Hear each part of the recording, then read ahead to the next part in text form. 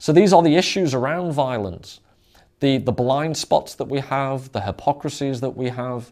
And in a more, I'm giving you examples that are from everyday life or people's objection to violence.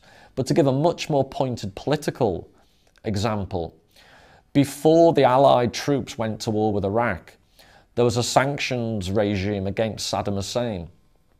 And on the American program, 60 Minutes, Madeleine Albright, the then Secretary of State, was asked, she was given the figure, and this is a figure that's been bandied about and some people might question it, but at the time Madeleine Albright did not question it. The figure was presented to Madeleine Albright that 500,000 Iraqis had died as a direct result of economic and especially medical material not being available through economic sanctions. And of those 500,000 people, an overwhelming majority of those people were young children.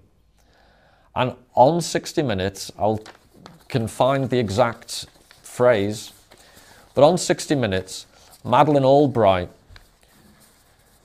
responded to the TV interviewer Leslie Stahl.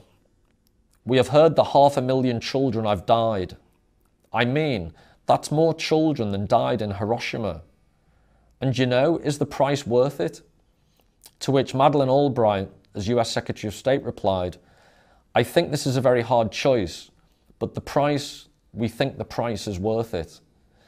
So before people even begin to think of the violence, rightly or wrongly, that was unleashed on Iraq as part of the Allied invasion, then the violence of the failed post-war planning and the Shiite internecine conflict that resulted, or before any of these things happened, before any military conflict, any bullets were fired, 500,000, mostly children, died through the objective functioning, the systematic functioning of a sanctions regime that people in the civilized West have explicitly said was a price worth paying. That is the type of violence that we seem as a society, and Zizek points this out, the ideologies are constructed so that we have real problem recognizing this.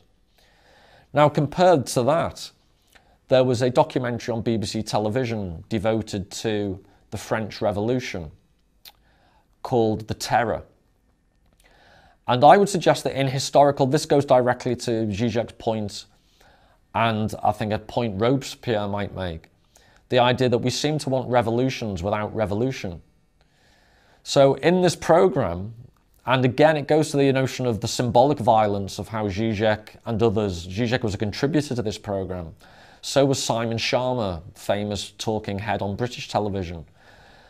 And the program was a strange melange of people speaking from Robespierre's texts, people in wigs acting out certain key moments of the French Revolution, stentorian voices describing the violence, shots of guillotines. And I think most people, your understanding of the French Revolution would be it was an incredibly bloodthirsty, incredibly violent period of human history.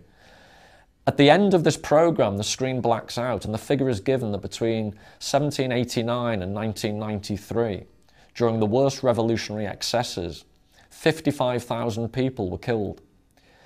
And it's a crude calculus of grief and death, but just that bald comparison. The terror has huge symbolic freight throughout history as to the evil of revolutionary violence. The terror speaks for itself. The terror we're not allowed to critically suggest may have been, horrendous as it was, necessary. And anyone who might say revolutions require terror and violence are, in civilized discourse, often considered to be beyond the pale. Yet, as I've just read to you, Madeleine Albright can sit in a TV studio and quite calmly say that the death of 10 times the number of people who died during the terror, that is a price worth paying. Even though, if you accept, even if a large percentage of the people who were guillotined were innocent, a percentage were definitely from the ancien regime that led to the day-to-day deaths, malnutrition and violence that the citizens of France suffered decade after decade after decade. So you're comparing people who kept a system that led to the deaths of hundreds and thousands of people over time. 55,000 of those deaths cannot be compared in practical terms to the deaths of 500,000, majority of whom are children. These are the difficulties of actually thinking about violence in even a vaguely parallel, symmetrical or rational fashion.